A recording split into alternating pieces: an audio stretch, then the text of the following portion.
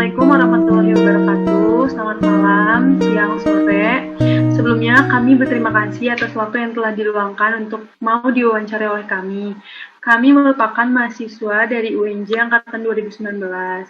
Kami di sini bermaksud dan tujuan mewawancarai Kakak adalah untuk menuntaskan UAS interview kami. Nah, baik Kak. Untuk itu mari kita mulai wawancara, tetapi sebelumnya boleh perkenalkan diri terlebih dahulu. Nama dan pekerjaan dan hal-hal yang sedang Kakak lakukan selama ini.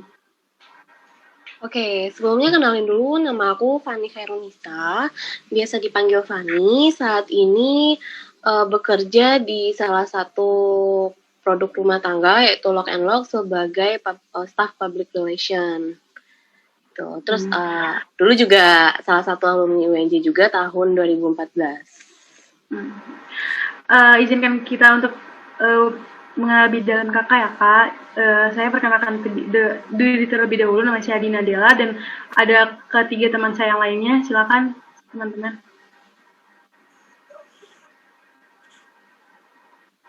Ada Suryani, ada Mutiara Putri, dan juga ada Ilham Bintang. Satu lagi, satu. Langsung aja kita masuk ke pertanyaannya Kak. Jadi yang pertama itu dari perspektif seorang humas sendiri, apakah dampak pandemi sangat berpengaruh kepada citra perusahaan? Gimana Kak?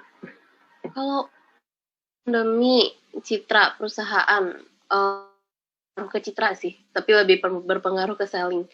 Jadi selama pandemi, namun kalau untuk segi penjualan itu dibantu oleh beberapa staff sales yang melakukan berbagai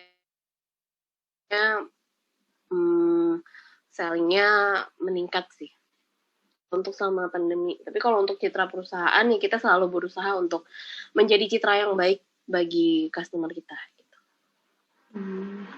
Selanjutnya nih, strategi apa yang Kakak gunakan untuk mengembangkan citra perusahaan terutama di masa pandemi seperti sekarang ini? Oke, kalau untuk strategi, karena saat ini lagi pandemi, jadi kita lebih fokus untuk aktif di media sosial. Kalau biasanya kita nyebutnya SNS, karena orang Korea nyebut media sosial itu SNS. Di antaranya kita lebih aktif lagi di Instagram.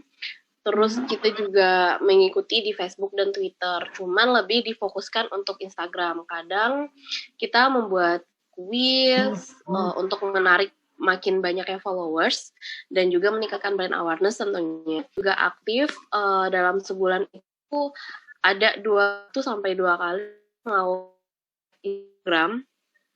Live Instagram itu macam-macam, ada yang kita tapi lebih banyak kita ngebahas tentang memasak sih. Jadi kita lebih sering demo masak dan itu orang-orang lebih banyak tertarik dengan demo masak itu. Bersyukur sekarang udah bagus dan udah makin terbaru, jadi itu bisa support kita untuk bikin brand awareness dan konten yang lebih baik lagi. Gitu. Semakin berkembang gitu ya Kak? Iya, benar sekali. Nah, kalau untuk ke depan rencana kita di tahun 2021 kita selain lebih aktif di Instagram, kita juga aktif untuk mengumpulkan komunitas-komunitas mama-mama muda atau yang udah biasa masak-masak, yang suka masak-masak untuk join sama kita, terus kita bikin demo masak ataupun kelas memasak online gitu. Terus selain itu kita terkadang juga kolaborasi dengan ilustrator ternama di Indonesia seperti Ideku Handmade, terus ada Kelly's and Co sama Didit Maulana. Terus juga ada kemarin baru banget bulan Desember kita join sama KFC bikin merchant gitu. Terus juga ada join sama Dela ilustrator gitu. Jadi kita lebih aktif lagi untuk melakukan kolaborasi dan mengeluarkan produk-produk kolaborasi gitu. Jadi itu cara kita untuk menarik perhatian konsumen terhadap kita gitu. Cuman itu lebih fokus ke penjualan online, itu entah di Tokopedia, entah di Lazada, atau di Shopee. Jadi kita PR sebagai tim yang mengurus kolaborasinya ataupun membuat konten-konten promosi untuk bisa meningkatkan penjualan dari tim e-commerce ini. Gitu. Jadi kayak lebih banyak mengundang orang-orang ya Kak. Selanjutnya Iya, gimana cara Kakak sebagai humas mengatasi dampak negatif yang terjadi akibat pandemi COVID-19, khususnya pada permasalahan produktivitas dan reputasi perusahaan yang sedang Kakak pegang? Kalau untuk produktivitas kegiatan-kegiatan dari humasnya sendiri atau PR dari Lock and Lock ini, biasanya itu kita bikin kelas langsung ya, cooking class, baking class, langsung kita buka pendaftaran gitu dan kita bikin kelas dan demo memasak. Nah, namun pada saat pandemi ini ya kita muter otak lah gimana caranya aktivitas tetap berjalan tapi melalui masa-masa sulit gitu. Jadi akhirnya kita bikin campaign New Normal, New Healthy Lifestyle waktu itu. Jadi di campaign itu, Jadi di campaign itu kita bikin live streaming, itu juga kita join sama Shopee waktu itu. Jadi di Shopee lagi ngadain Shopee Brand Day khusus untuk Lock and Lock selama 3 hari. Nah, di situ kita ngadain kegiatan bermacam-macam secara 3 hari berturut-turut. Jadi waktu itu kerjasamanya sama Kelly Co. Kita interview secara online melalui Instagram dengan Kelly Co. Terus juga kita bikin demo memasak 2 hari. Terus yang di puncak pada saat puncak eventnya ya kita ngebahas produk-produk apa sih yang lagi hits dan lagi promo besar-besaran di SBD itu gitu. Dan ya lebih ke konten sih. Jadi kita lebih mengakalinya dengan berbagai macam bentuk konten di media sosial, terus juga aktivitas-aktivitas online lainnya gitu. Emang agak sulit sih sebenarnya, karena kan biasanya kita bikin event, press conference untuk media, terus bikin kelas dengan supporters. Jadi kita sebut supporters itu bukan fans ya, komunitas-komunitas kita lah gitu, komunitas Lock and Lock, jadi kita sebutnya supporters. Jadi kita bikin kelas, namun pada saat pandemi ini, ya mau nggak mau kita go digital.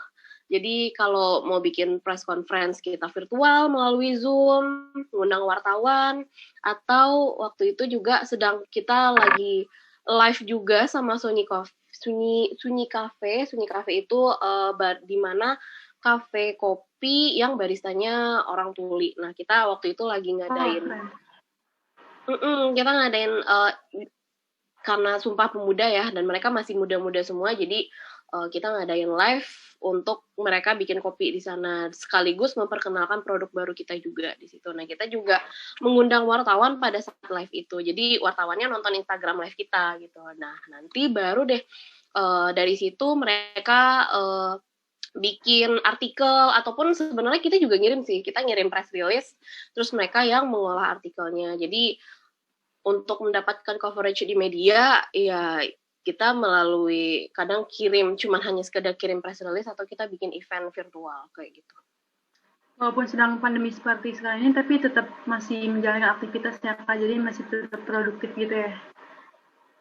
Iya, harus. Soalnya tuntutan dari HO juga di Korea kan kita wajib ngadain aktivitas juga, karena lebih ke situ. Terus juga kalau untuk meningkatkan reputasi, kita sebisa mungkin cepat tanggap dengan komplainan yang namanya juga jualan ya, pasti yang bikin reputasi perusahaan itu jelek gitu. Kadang komplainan yang masuk itu kayak kalau misalkan ekspedisi segala macam itu bisa lah di-handle sama anak-anak tim e-commerce, karena itu dari mereka udah punya CS-nya sendiri kan. Namun terkadang ada yang mereka langsung hubungin kita, kadang bisa jadi via DM Instagram, bisa via WhatsApp juga, atau bahkan via website di website global kita. Jadi mereka ngelapor via website global. Nah, nanti itu tetap dilemparnya ke humas lagi untuk menjelaskan keluhan mereka apa, terus kita selesaikan dengan cara yang baik dan secepat mungkin. Karena kalau misalkan respon kita yang cepat, mereka juga tanggapannya juga bagus dan sampai oh iya nih Lock and Lock tanggapannya cepat banget, bagus banget servisnya terhadap customer-nya gitu. Kalau misalkan tanggapan kita lama, terus juga kadang nggak jelas, kadang kan customer juga kesel ya gitu. Jadi akhirnya sebisa nih gimana cara penyelesaiannya, karena kan beda divisi beda cara penanganan kan, beda divisi penjualan beda cara penanganannya, jadi akhirnya gimana ini produknya gini nih gitu. Padahal kan dari kita bisa menjelaskan itu, kita kerja sama brand kan nggak semua brand juga masuk ke segmentasi pasar kita, jadi akhirnya kita harus mencari brand-brand yang sesuai dengan segmentasi pasar kita juga. Nah di saat itulah lobby dan negosiasi berjalan gitu. Berjalan ya Kak, lebih dan negosiasinya kepada orang-orang, kepada halayak sih. Lebih ke brandnya sih, lebih ke brandnya.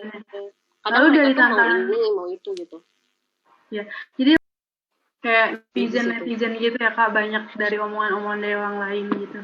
Iya bener banget, paling parah itu waktu itu pernah di event Ideku Handmade itu chaos banget, Instagram bener-bener chaos banget karena ada beberapa kesalahan teknis antara kita, Tokopedia, dan tim Ideku Handmade juga. Jadi banyak miskomunikasi terjadi di situ. Nah di saat itulah kita yang harus bikin klarifikasi ke customer. Yang mereka tahu mereka beli, tapi kok mereka ada yang mereka udah bayar tapi dibatalkan. Terus pokoknya banyaklah kejadiannya. Akhirnya di situ kita dalam 2 hari benar-benar ngurusin itu gimana caranya reputasi kita nggak jelek-jelek banget gitu.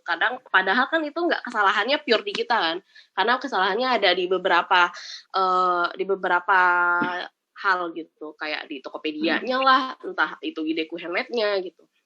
Jadi di situ cobaan banget sih untuk tahun ini karena kita diserang banyak banget karena Ideku Handmade itu dia followersnya banyak banget, fansnya banyak banget, sedangkan produk kita terbatas gitu. Karena kita emang sengaja memberikan produk yang limited edition, jadi ya produk yang tersedia itu nggak sesuai tuh dengan peminatnya. Nah disitulah peran kita yang benar-benar harus memberikan klarifikasi, peran kita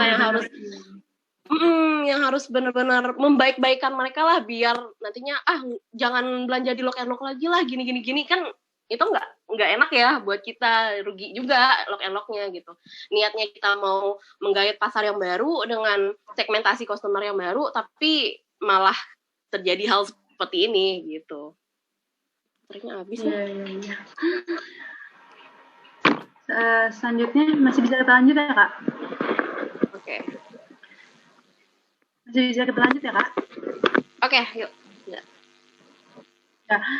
Kalau sejauh ini hadapi di tahun 2020. Ya itu tadi kayak udah panjang cerita. Tantangan mungkin lebih ke konten ya. Karena sebenarnya kan kalau kita nggak ada event, nggak ada press conference, ya kegiatan kita pasti konten gitu. Kita pasti memberikan konten di Instagram, produk-produk terbaru. Ya tantangannya di situ sih, kita harus menjadi lebih kreatif gimana produk baru ini diketahui oleh khalayak. Oleh tantangan pastinya kita nggak bisa ketemu langsung, kita nggak bisa ke kantor, kita rapat juga terbatas, karena kan di Lock and Lock sebenarnya PR-nya kan cuma 2, asisten manajer sama aku. Ya WhatsApp kadang terjadi, sometimes itu terjadi miskomunikasi lah, pasti ada gitu. Iya. Terus juga kayak banyak tuntutan sih, kadang kayak kita tuh bingung mau ngapain lagi, jadi kayak harus kreatif banget untuk bikin gimana caranya kita masih harus tetap produktif gitu. Terus kalau untuk tips, kita mencoba riset juga, karena kalau misalkan kalau riset itu kayak kita ngelihat nih brand-brand lain itu mereka ngelakuin, terus brand kompetitor ngapain aja, itu sebagai referensi juga buat kita melakukan kegiatan-kegiatan selanjutnya gitu. Terus juga harus lebih kreatif lagi, kalau bisa jangan sampai sama dengan brand lain gitu, tapi kita membuat hal-hal yang lebih menarik lagi agar orang-orang juga tahu oh Like and Lock keren nih ininya gitu. Lebih ke situ sih. Jadi kayak kalau untuk jadi seorang humas itu intinya sih sebenarnya kreatif ya. Karena banyak hal yang harus kita lakukan tanpa adanya panduan dari, karena kan kadang humas itu nggak selalu ada punya divisinya sendiri gitu. Kadang ada manajer yang cuma mikirin ya udah kita buat promosi penjualan aja gitu. Nah, sedangkan kita kan maunya brand awareness kan. Nah, ya udah di saat itulah kita harus benar-benar banyak ide, entah itu kita ngelakuin kegiatan apa, entah itu kita live, entah itu kita nyari-nyari KOL, atau kita pokoknya harus kreatif, harus tahu dan riset pasar sih untuk menjalankan kegiatan-kegiatan supaya masih tetap produktif. Harus banyak banget tantangan humasnya. Ya, benar, kadang capek, tapi sebenarnya humas di perusahaan itu bisa dibilang lumayan santai sih dibandingkan sales ya. Karena kalau sales kan mereka itu punya target penjualan tuh tiap bulannya, sedangkan humas enggak. Paling target kita ya coverage, terus target kita tetap makin mencari banyak customer, followers, ya lebih ke situ sih. Jadi kayak lebih enak aja gitu Kak di perusahaannya Kak. Iya, enak. Jadi humas itu enak kok, beneran deh. Jadi humas itu beneran enak, seru lah jadi humas, karena kita harus kreatif banget, bener-bener muter otaknya itu seru, karena kita nggak monoton di melakukan kegiatan itu aja. Jadi banyak hal yang bisa kita explore untuk brand kita agar namanya masih tetap ada di otak main oleh masyarakat gitu. Lock and Lock itu ada punya tapar, kan kita beda merek gitu kan. Karena kita mempunyai kita itu kompetitornya itu ada Tupperware, ada termos, karena kita ngeluarin botol minum juga. Jadi banyak Lock and Lock, ini tuh Lock and Lock loh gitu, bukan Tupperware. Nah, itu yang menjadi tantangan sampai saat ini gitu, karena kita mau ngejar top brand juga sih untuk beberapa tahun ke depan gitu. Agak sulit sih, karena orang kan udah taunya Tupperware ya. Iya, Tupperware. Karena dia sebenarnya kalau untuk aktivitas humas sih mereka aku lihat nggak terlalu aktif banget. Tapi kalau untuk sellingnya mereka, ya mereka kan MLM, jadi lebih memasyarakat gitu. Sedangkan untuk Lock and Lock sendiri kan kita lebih eksklusif karena kita nggak ada sistem MLM itu, dan kita jualannya juga di online sama di toko gitu. Nah, jadi di situ kita kuatkan dengan cara tadi, kayak kita bikin kolaborasi, terus kita bikin promo-promo di toko juga. Kita kadang suka live nih keliling toko, lihat deh ini toko Lock and Lock, biasanya kayak gitu. Terus juga kemarin terakhir kita bikin demo masak, karena kan di mall udah boleh ke mall kan juga. Kita bikin demo masak juga di dekat pameran toko kayak gitu. Pertanyaan terakhir ya Kak, solusi yang tepat ketika ada tantangan yang cukup berat nih, atau untuk diselesaikan sebagai seorang humas. Nah, apalagi di era pandemi seperti sekarang ini, apa solusinya tuh Kak? Solusinya apa ya? Untuk seorang humas sendiri, solusinya ya tetap sih kita nyari sesuatu hal-hal yang lebih menarik lagi, yang disukai oleh customer kita apa. Terus misalkan customer kita suka masak nih, ya udah kita bikin konten masak-masak. Customer kita suka bingung nih, Lock and Lock itu ngerawatnya gimana, kita bikin konten cara perawatan. Jadi untuk solusinya ya apa ya, kalau untuk selama pandemi ini kita bikin campaign sih. Kita bikin campaign yang sesuai dengan keadaan sekarang. Jadi orang-orang lebih merasakan, oh iya nih sesuai nih campaign-nya sama situasi sekarang, dan di saat itulah orang tertarik dengan kita. Kayaknya itu deh, aku bingung. Baik. Jadi kesimpulan yang dapat kita ambil sebagai seorang humas tuh, Terlebih lagi pada era pandemi sekarang ini, tentu banyak tantangan yang akan dihadapi, mulai dari komunikasi, ke internal maupun eksternal. Perlu juga untuk meminimalisir adanya pertemuan secara tatap muka demi mengurangi resiko penyebaran COVID-19 seperti sekarang ini, Kak. Nah, besar harapan kita semoga pandemi ini cepat berlalu agar kita dapat melakukan aktivitas secara normal lagi. Semoga kita semua dapat diberikan kesehatan. Untuk itu, terima kasih kepada Kak Fani atas waktunya.